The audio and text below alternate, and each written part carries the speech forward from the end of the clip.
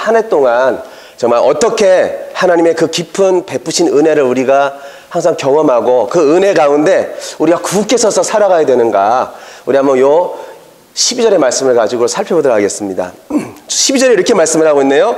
내가 신실한 형제로 아는 신뢰 안으로 말미암아 너에게 간단히 써서 권하고. 자, 오늘 신뢰 안으로 갖다가 어떻게 표현하고 있죠? 신실한 형제, 이렇게 표현하고 있네요. 그러면 이 실로아노는 어떠한 사람인가? 오늘 이 실로아노는 이게 로마식 이름입니다. 로마식 이름이고, 오늘 이 실로아노는 특별히 대피를 오늘 베드로가 부탁을 했습니다. 그러니까 나이가 이렇게 연세가 들면은 좀 눈도 어둡고 그다음에 팔에도 힘도 없다 보니까 오늘 특별히 오늘 이 본문은 베드로가 이거는 내가 쓴, 하나님께서 성령께서 허락하여 주셔서 내가 쓴 편지입니다라고 12절부터 그 마무리를 갖다가 하는 말씀이고, 그 전까지는 실로아노에게 대필로 맡겼습니다.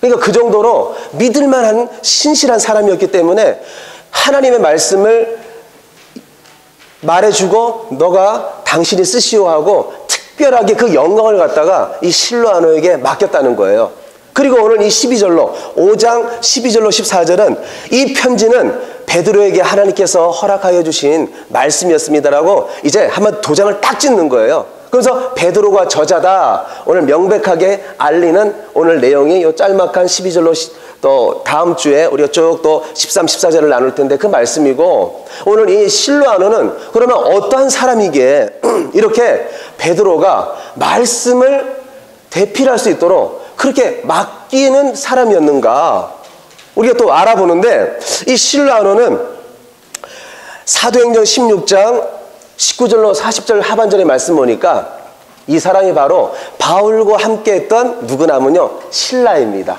그래서 유대식 이름으로 실로아노를 갖다가 실라라고 해요. 그러니까 실로아노와 실라는 동일한 인물인 거예요. 근데 이 실로아노가 바울과 함께 할 때에 어떤 역사를 맛봅니까? 이제 1차 선교여행을 바울과 하고 이제 2차 선교여행을 떠나는 거예요. 그래서 1차 선교여행 때 얼마나 많은 교회를 개척했는데 그 교회가 든든히 세워져 있는가 돌아보는 가운데 웬일입니까? 복음을 전하다가 이 때 아니게 어려움을 겪는 거예요.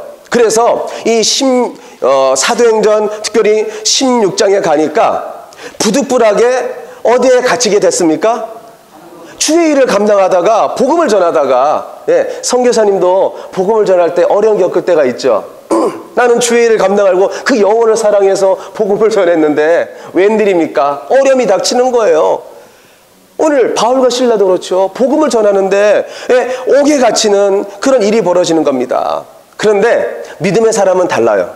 바울과 실라가 그 어려운 가운데서도 고난을 겪을 때에 주님 앞에 이럴 수가 있습니까? 라고 할 수가 있는데 그 가운데서도 찬양을 하는 거예요. 찬양을 하면서 25절 사도행전 16장 25절에 보니까 한밤중에 바울과 실라가 기도하고 하나님께 찬송함에 제수들이 들었어요. 그러니까 믿음의 사람은 어려운 가운데 기도한다는 것입니다. 어려움이 있어도 찬양한다는 것입니다. 그때에 죄수들이 듣는데 26절에 보니까 갑자기 큰 지진이 일어나서 옥토가 움직이고 문이 다 열려버리는 거예요. 그리고 사람의 매인 것이 다 벗어지는 거예요. 그러다 간수가 자다가 깜짝 놀라가지고 가보니까 이 웬들입니까?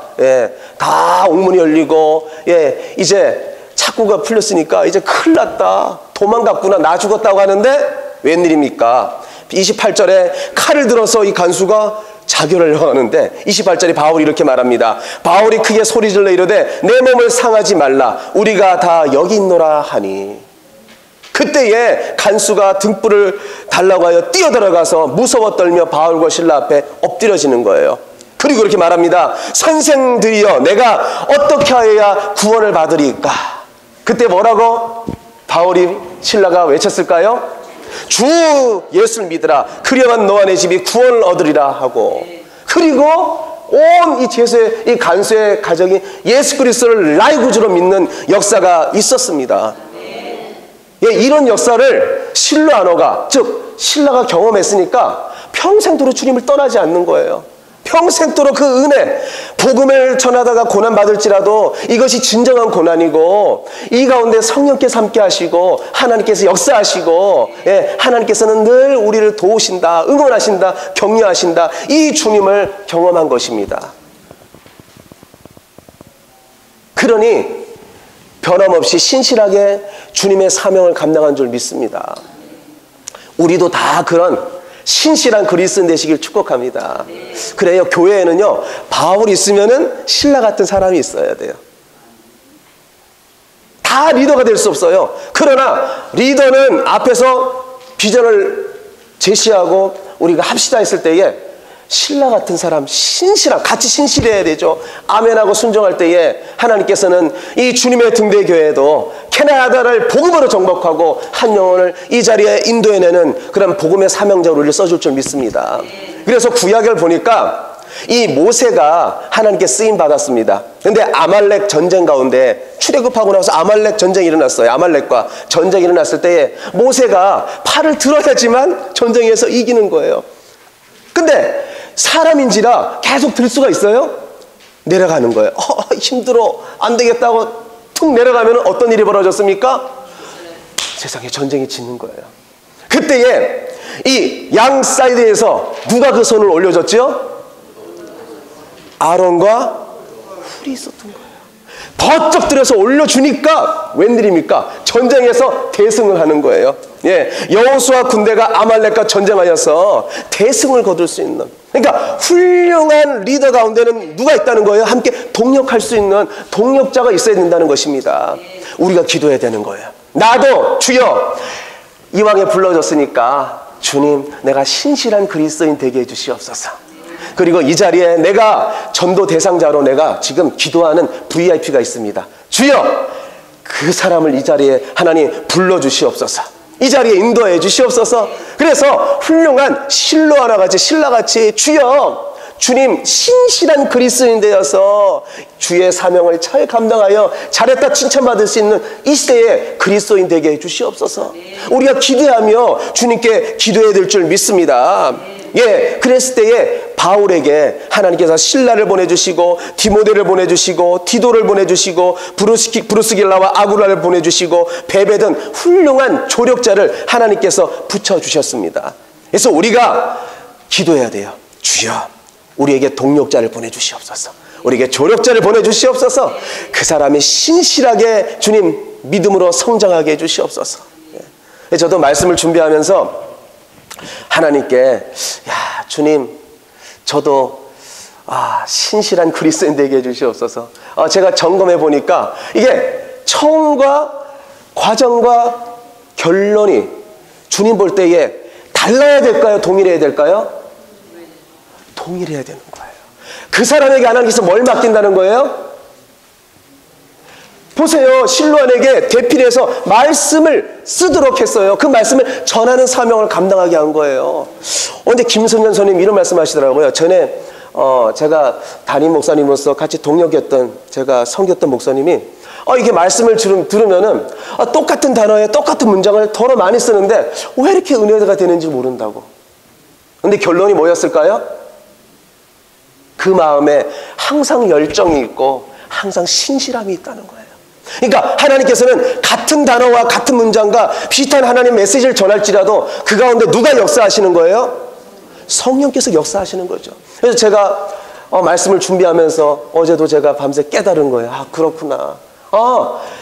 끝까지 시작과 과정과 이 결론이 똑같은 그 사람에게 하나님께서는 말씀을 주시는데 그 말씀이 효과적으로 전달되게 하여 주시고 그 말씀 가운데 성령께서 강하게 역사하신다는 거예요. 그리고 많은 영혼이 감동을 받고 뜨거움을 받고 주님 앞에 눈물을 흘리며 회개하며 하나님 내가 헌신하겠습니다. 나를 써주시옵소서. 그런 역사가 있다는 거예요. 그러니까 이 시간 나를 돌아보세요. 내가 처음 주님을 만났던 그때를 회상하면서 지금 나의 이 믿음과 나의 이 지금 현재 삶은 어떠한가. 그래서 주님의 등대교회도 우리가 신실한 교역자로 신실한 직분자로 성도로 우리가 이 자리에 사명 감당할 때에 하나님께서는 동력자를 보내주시고 조력자를 하나님께서 우리에게 보내줄 줄 믿습니다. 네. 그래서 어제 전도 홈리스 하면서 우리 남명성사님이 이렇게 말씀하시는 거예요. 이걸 도시락을 거기에다가 밥을 담고 야채를 담고 쇠고기를 볶아서 담았어요. 그리고는 이거를 좀 더 따끈따끈하게 하려면은 가서 소스를 좀 따로 이렇게 부어주면 훨씬 좋을 텐데. 근데 한 번 교역자가 그러는 거예요. 목사님, 함께할 동역자가 더 있으면은 우리가 분업을 해서 그렇게 하면 좋을 텐데 좀 아쉽네요. 그리고 어제 3명이 나갔어요. 정말 아쉬운 거예요. 야, 하나님 동역자를 보내주시고 함께할 수 있는 신실한 일꾼을 보내주시면은 우리가 더 많이 나가서 효과적으로 할 수 있을 텐데 주여 보내주시옵소서. 주여. 그래서 우리가 홈리스 사역을 하든 전도 사역을 하든 무슨 사역을 하든 하나님 이 효과적인 사역 가운데는 더 하나님의 일꾼이 필요합니다. 예. 그래서 제가 더 간절히 기도하면서 말씀을 준비하면서 이대로 두지 마시고 아버지 실로아나와 같은 좋은 신실한 동역자를 빨리 보내주시옵소서. 예. 우리 간절히 기도하시길 바랍니다. 예. 우리 12절 상반절 다 같이 한번 읽어보겠습니다. 내가 신실한 형제로 하는 실로아노를 말미암아 너희에게 간단히 써서 권하고. 야, 신실하다는 것은요, 좀 아까 말씀드렸지만 우리 한번 이렇게 외쳐볼까요? 변치 않는 믿음으로 처음과 끝이 같은 사람. 그러니까 상황에 따라서 변하지 않는다는 거예요. 시대에 따라서 변질되지 않는다는 거예요. 네, 처음과 끝이 언제나 기도하면서 동일한 모습으로 살아간다는 것입니다. 네. 그렇다면은 제가 좀 아까 말씀드렸지만 우리의 이 모습을 점검할 때에 하나님은 우리를 어떻게 볼까요? 우리를 어떻게 보실 것 같아요? 네, 하나님은 우리를 어떻게 보신다? 보실까? 그렇다면은 그걸 또 좀 우리가 내려놓고 사람은 어떻게 보실까요? 우리를 가깝게는 우리 가족, 네, 우리 가족 또 우리 친척들, 우리 이웃들, 아니 우리 교회 성도들, 우리를 평가할 때에 우리의 인생의 평가를 그분들이 내릴 때에 우리를 어떻게 평가할까요? 혹시 이렇게 평가하는 사람 없을까요? 저 사람은 계산에 빠른 사람이야. 저 사람은 말이야 그리스도인인데 속이는 사람이야. 저 사람은 자기 이익에 따라서 움직이는 박쥐 같은 사람이야. 그렇게 평가하면 안 될 줄 믿습니다. 그런 성도 얼마나 많아요. 좀 이득이 안 되면은 잠깐 왔다가 떠나는 거예요. 좀 아쉬움이 많아요. 이 스몰 처치에 와가지고 섬기면은 얼마나 더 하나님께서 기뻐하시고 영향력을 발휘할까. 그런데 많은 분들은 넓은 바다가 좋다고 넓은 데로 다 가는 거예요. 그러니까 지금의 많은 그리스도인들이 무엇을 추구한다는 거예요? 그곳에 가면은 모든 정보도 많이 얻을 수도 있고 이것저것 많이 취할 수 있으니까 자기 이익에 따라서 움직이는 그리스도인들이 이 시대에는 너무나 많다는 것입니다. 그러나 우리는 계산적인 사람이 아니고 우리는 속이는 사람, 자기 이익을 추구하며 살아가는, 그것을 위해서 달려가는 우리는 그런 그리스도인이 안 될 줄 믿습니다. 그래서 우리가 기도하는 거예요. 주님, 하나님 앞에서, 주님 앞에서 어떤 상황이 올지라도 주님 처음과 과정과 나의 끝이 동일하게 해 주시옵소서. 그래서 지금 이 베드로가 쓰는 이 편지는요, 신실한 그리스도인들이 되게 하려고 지금 소아시아에 있는 이 베드로전서 1장 1절에 기록하는 도시들이 있어요. 본도, 갈라디아, 갑보도기아, 아시아, 비두니아, 이곳에 살고 있는 그리스도인들이 있었어요. 그런데 이분들이 예수를 믿었는데 웬일입니까? 예수 믿으면 만사 형통인 줄 알았어요. 이 시대가 그렇잖아요. 예수 믿으면은 물권도 있고 육체적으로 강건한 복도 있고 영권도 주시고 그냥 하나님께서 은혜 쏟아부어 줄 줄 알았는데 웬일입니까? 예수 믿었는데 로마 그 정권 안에서 박해가 일어나는 거예요. 많은 사람들이 사자밥이 되고 많은 사람들이 고문을 당하고 많은 사람들이 십자가에서 못 박혀 죽고 화형을 당하고, 그러자 많은 그리스도인들이 이 박해 생활 가운데 불평함이 일어나는 거예요. 큰 불편이 있고 이 고난을 갖다가 이해하지 못하는 거예요. 막 우왕좌왕하면서 이럴 수가 있느냐, 이런 상황에서 이 사도 베드로가 펜을 든 거예요. 그러면서 당신 여러분, 어떻게 우리가 신실한 믿음으로 살아야 되는지 내가 고난을 당하는 여러분에게 내가 편지를 간단하게 쓰겠습니다. 오늘 간단하게 썼다고 하는데 몇 장을 썼어요? 장장 5장을 쓰는 거예요. 저는 반장 쓰기도 힘들어요. 근데 얼마나 그 성도들을 사랑하고 하나님의 마음이 그 성도들을 얼마나 사랑하시면은 5장을 걸쳐서 이 고난 가운데 이렇기 때문에 여러분 이겨내십시오. 여러분 이겨내십시오라고 오늘 굳게 서라. 참 하나님의 은혜 안에서 굳게 서라라고 오늘 말씀해주고 있습니다. 그래서요, 이 굳게 서라는 것을 헬라어로 보니까 스탠데라고 되어 있습니다. 이것은요, 단단하게 고정되어 있기 때문에 결코 흔들리지 말고 서 있다, 이런 의미입니다. 그러니까 하나님께서 베풀어 주신 그 은혜 가운데 단단하게 서 있으라고 이 베드로가 편지를 하는 거예요. 그렇다면 우리가 예수님을 믿잖아요. 그러면 베드로 전서나 성경 전반에서 우리에게 전하고 있는 핵심은 무엇일까요? 예수 그리스도십니다. 교회의 머리는 누구시죠? 예수 그리스도십니다. 나의 주인은 누구십니까? 예수 그리스도십니다. 그러니까 이 사도 베드로는요, 하나님이 누구를 보내주셨어? 우리 죄의 모든 속함을 위해서요? 예수님이 보내주신 거예요. 예. 당신네들, 저나 우리 모두는요, 예수 안 믿으면 어딜 가게 돼 있습니까? 예, 지옥 아랫목에 가게 돼 있어요. 급행열차를 타고. 예. 돼지처럼 이 세상에서 먹고 마시고 그냥 편하게, 많은 부자들 있잖아요. 예수 안 믿는데 왜 이렇게 부자가 되는지. 어떤 분이 그러더라고요. 돼지는 많이 먹여서 어떻게 하려고 그래요? 잡아먹고. 사탄이요, 그냥 쑥쑥 먹이는 거예요. 그러니까 많은 분들이 예수 안 믿어도 만사형통, 예수 안 믿어도 잘 사네. 뭐 예수 믿을 필요가 뭐 있어. 그러니까 지금 선진국으로 가면서요, 예수 안 믿어도 너무나 만사형통인 거예요. 약도 잘 먹어요. 제가 요즘 이 칼슘을 이렇게 가서 이렇게 좀 강의를 한번 몇 번 들어봤거든요. 칼슘만 잘 먹어도 생명이요, 뼈가 건강해지고 모든 신진대사가 잘 되면서 최소 10년, 오래 살으면 20년, 30년까지 생명 연장이 될 수 있어요. 그래서 어떤 강의 들으시는 분이 이러더라고요. 제가 왜 이런 강의를 들어서 제가 뭐 이 칼슘 제가 이 약사분인데 제가 비즈니스를 해야 되나요? 근데 그 강의하시는 분이 이러더라고요. 칼슘만 잘 들어보세요. 지금 몇 살입니까? 저 60살 좀 됐는데요. 그러면 30년을 더 살면 몇 살까지 살겠습니까? 깜짝 놀라더라고요. 그러니까 이 시대가 그렇게 내가 돈만 있으면 잘 영양 섭취하고 약만 잘 먹어도 생명 연장 잘 된다는 거예요. 그러니까 하나님이 필요 없다는 시대가 어떤 시대입니까? 물질 만능주의와 모든 것이 해결될 수 있는 이 시대가 돼버리고 만 거예요. 그러니까 사도 베드로를 말하는 거예요. 그게 다가 아니고 우리가 죄 용서 받은 거, 그것이 가장 큰 은혜다. 예수 그리스도가 이 시대에 이 땅에 온 것, 우리를 위해서 십자가에 못 박혀 돌아가시고 우리를 위해서 부활하시고 승천하신 것, 그것이 은혜다. 그러니까 예수 믿으면은 우리의 신분은 어떻게 바뀝니까? 우린 천국 백성이 되잖아요. 하나님 백성이 되잖아요. 이 시대에 발붙이고 살아가는데 우리의 신분이 바뀌는 거예요.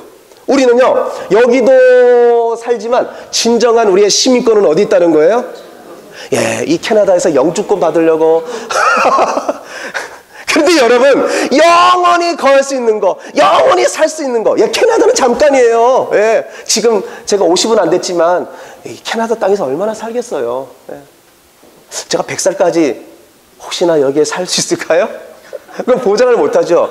그런데 주님은 말하는 거예요. 예수 믿으면 신분도 바뀌고 우리의 시민권이 하늘나라, 하나님 계신 곳 천국, 거기는 영생이라는 거예요. 주님과 함께 눈물도 없고, 예, 아픔도 없고, 주께서 우리를 콕 안아주시고. 오늘도 찬양하잖아요. 기타 치면서 얼마나 찬양할 때 우리 두 분 다 일어나시더라고요. 얼마나 좋아요. 그것이 영원히 찬양할 텐데.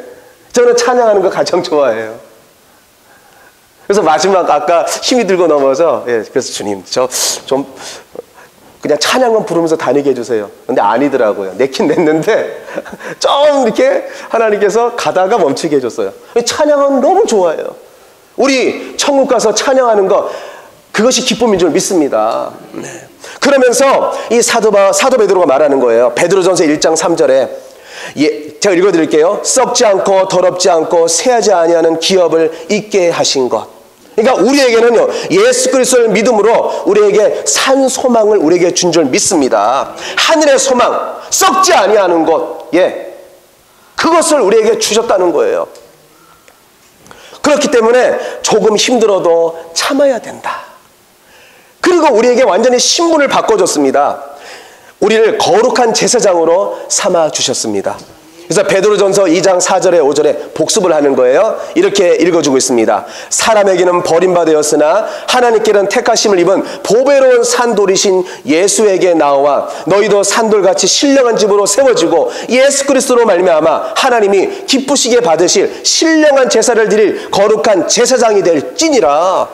우리가 완전히 죄인이었잖아요. 예수 욕하고 당장 지옥 아랫목에 갈 사람인데 우리의 신분을 바꿔줬다는 거예요. 그러니까 이것을 잊지 말라는 거예요. 구원받은 거, 내가 하나님을 예배하고 하나님과 가까이 만나서, 하나님이 어떤 분인가? 창조주잖아요. 이분을 우리가 만나서 다이렉트로 예수님 이름으로 기도하고 소통할 수 있고 교제 나눌 수 있는 이 은혜를 줬다는 거예요. 그러니까 이 은혜를 잊지 말라는 거예요. 고난 속에서. 그리고 베드로전서 3장 14절입니다. 그렇기 때문에 우리가 어떤 삶을 살아야 되느냐? 거룩한 삶을 살며 선을 위하여서 고난받아야 된다. 이렇게 우리에게 말씀해주고 있습니다. 의를 위하여 고난받으면 복 있는 자니. 그러니까 복음을 위해서 지치지 말고 멈추지 말고 영적 마라톤을 가라는 거예요. 그리고 말합니다. 베드로가 말하죠. 5장에서 그렇기 때문에 나는 고난의 증인입니다. 나는 고난의 증인입니다. 그렇기 때문에 우리가 이 은혜 안에 굳세게 우리가 믿음으로 사시기를 바랍니다. 그런데 많은 분들은 이 은혜 안에 거하지 못해요.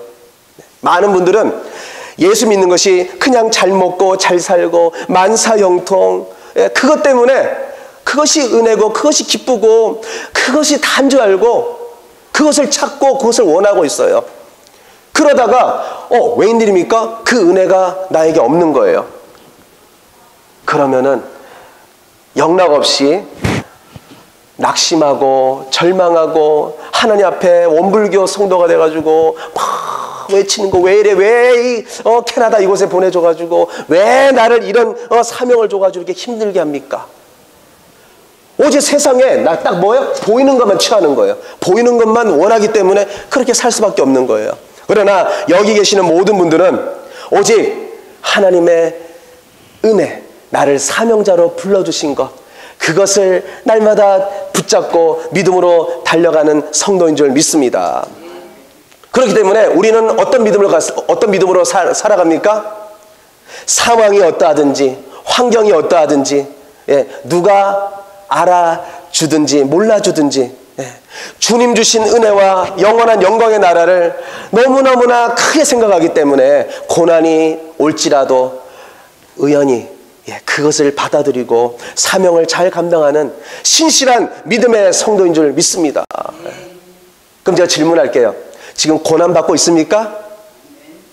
고난받고 있습니까? 할렐루야! 근데 고난이 없다면요, 놀렐루야입니다.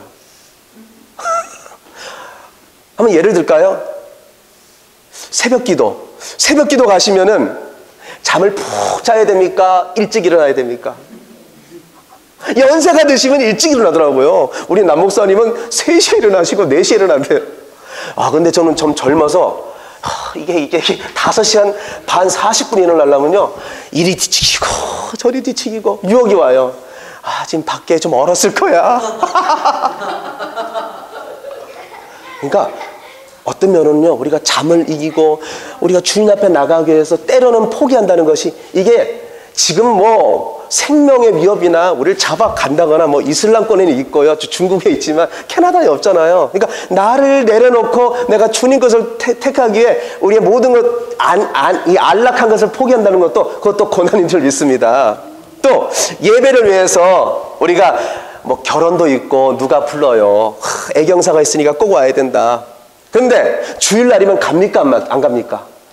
절대 안 가죠. 그러면 욕을 먹어야 안 먹어요? 예수 믿는 것이 예수 안 믿는 사람 몰라요. 그러니까 우리는 욕 먹을지라도 우리는 주님을 택하는 거예요. 그것도 고난일 수 있어요. 또 제사 지낼 때, 여기 다 제사 안 지내는 문화인 줄 믿습니다. 근데 제가 어렸을 때요 제사를 지냈어요. 제가 장손이었어요. 아들은 딱 제 하나. 큰아버지 작은아버지가 절하라는 거예요.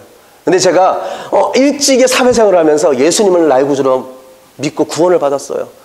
갔습니다. 첫 해에 절대 절을 안 했지요. 절을 어떻게 했을까요? 두 분이 저를 덜렁 들어가지고 테마로그 있잖아요. 바깥에 집어 던져버렸어요.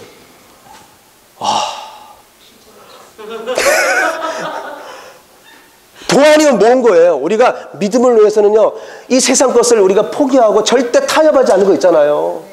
교회에서 동성연애, 이거 안 된다는 말을 설교할 수 없는데, 주님께서 본문을 주면 해야 돼요, 안 해야 돼요? 칼이 들어도 해야 되는 거예요. 캐나다 땅에서 때로는 하지 말라는 거 있잖아. 메시지를 우리가 목회자로서 전해야 되는데 주의 종으로 때로는 할 때에 고난받을지라도 우리는 그거 무서워 말고 현 시대 해야 될 줄 믿습니다. 그럼 안 믿는 사람 전도하다가 피터 집사님 때로는 어려움 겪을 때 있어요 없어요? 그렇죠. 욕하고 하는 사람도 있대요. 그래도 우리는 핍박당할지라도 우리는 고난을 택해야 될 줄 믿습니다. 어제 많이 추웠어요. 저나 우리 김전수 사람이 머리가 그냥 여기가 실어가지고 이게 처음 머리가 실었다더라고요. 그럴지라도 우리는 홈리스를 하나님의 사랑으로 주님의 사랑으로 우리가 섬겨야 되기 때문에 우리는 나가는 거예요. 사탄은 그렇죠. 추운데 뭘 나가.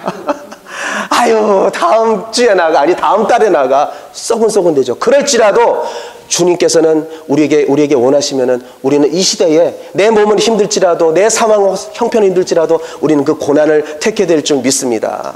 네. 그래서요 그 고난을 택할 때에 우리가 예수 향기를 우리가 피울 수 있는 거예요. 사랑하는 성도 여러분, 이 세상에서 가장 향기로운 향로는 어디에서 날까요? 꽃이 아닙니다. 열매도 아니더라고요. 가장 향기로운 향기로운 근원은요, 큰 상처를 입고 병들어 고통 가운데 인내하면서 생겨난 고래의 기름이 가장 향기롭고 좋다고 합니다. 그러니까 고난의 역사가 그 정도로 예수 향기를 발할 수 있고 하나님께 영광 돌릴 수 있다는 것입니다. 이제 말씀을 마치려고 합니다. 사랑하는 성도 여러분, 예수 그리스도 안에서 받은 은혜를 기억하며 그 은혜 때문에 감사하고 그 은혜를 인하여 비록 힘들고 어려워도 믿음을 지키시기를 바랍니다. 아니 믿음을 지키는 성도가 아니라 도리어 그리스도를 위하여 환난과 핍박을 받는 것이 영광이라는 것을 기억하면서 어떤 일이 있어도 감사와 기쁨을 기꺼이 하나님의 역사에 참여하는 신실한 그리스도인 되시기를 축복합니다. 이런 우리에게 하나님께서 오늘 이런 말씀을 하시더라고요. 좀 아까 성경 공부를 하다가 하나님께서 이사야서 말씀을 기억나게 하시는 거예요. 이렇게 말씀하셨습니다. 내 짐을 여호와께 맡기라. 그가 너를 붙드시고 의인의 요동함을 영원히 허락지 아니하시리라. 모든 것 주께 맡기고 주의 길을 갈 때에 하나님께서 그 의인이 이 세상에서 믿음이 흔들리지 않고 아무리 고난이 올지라도 내 믿음을 처음과 가정과 이 끝까지 붙들고 신실한 믿음의 그리스도인으로서 달려갈 길을 다 갈 수 있다는 것입니다. 은혜와 능력으로 세상 모든 것을 한 주 동안 이기시고 하나님의 나라를 날마다 경험하시고 그 행복을 나누어 주고 또한 많이 축복해주는 축복의 통로로 우리 모두 쓰임받기를 예수님의 이름으로 축원드립니다.